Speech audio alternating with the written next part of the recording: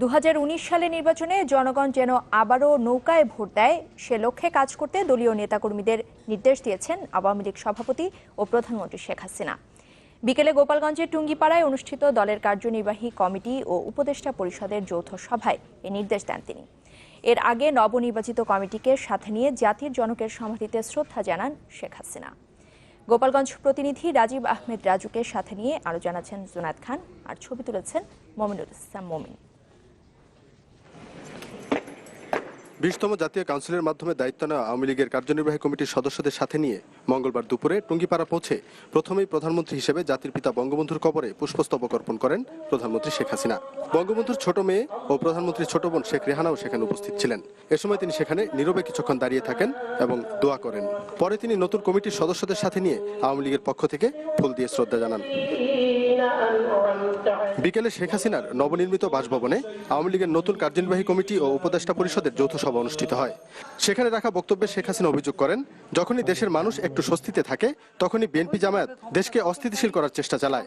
আল বদর রাজাকার বাহিনীর প্রধানদের দ্বারা গঠিত যে দল এই জামাত বিএনপি, এদের একটা চক্রান্ত ষড়যন্ত্র সবসময় সারা দেশে কাজ করছে একটা অস্থিতিশীল পরিবেশ সৃষ্টি করার।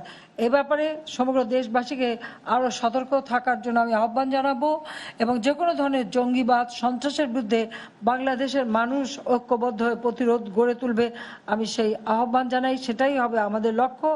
শেখ হাসিনা বলেন, 2001 সালের নির্বাচনের পর বিএনপি জনগণের উপর যেমন অত্যাচার করেছে তেমনিভাবে তারা 2014 সালে নির্বাচন ঠেকানো এবং 2015 সালে সরকার পতনের নামে জনগণকে কষ্ট দিয়েছে।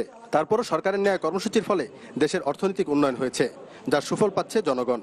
উন্নয়নের এই ধারা অব্যাহত রাখতে আওয়ামী লীগকে আবারও সরকার গঠন করতে হবে বলেও জানান তিনি। আমরা এটাই চাই যে দেশ এগিয়ে যাচ্ছে, এগিয়ে যাবে এবং সেই গতিধারাটা যেন অব্যাহত থাকে।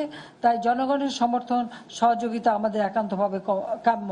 ঠিক যেভাবে জনগণ আমাদেরকে 2008-এ ভোট দিয়ে নির্বাচিত করেছে, 2014 সালে ভোট দিয়ে নির্বাচিত করেছে, আমরা আশা করি 2019 সালের মধ্যে যে নির্বাচন হবে সেখানেও তারা আওয়ামী লীগকে ভোট দিয়ে নির্বাচিত করে তাদের এই উন্নয়নের গতিধারাটা অব্যাহত রাখবে।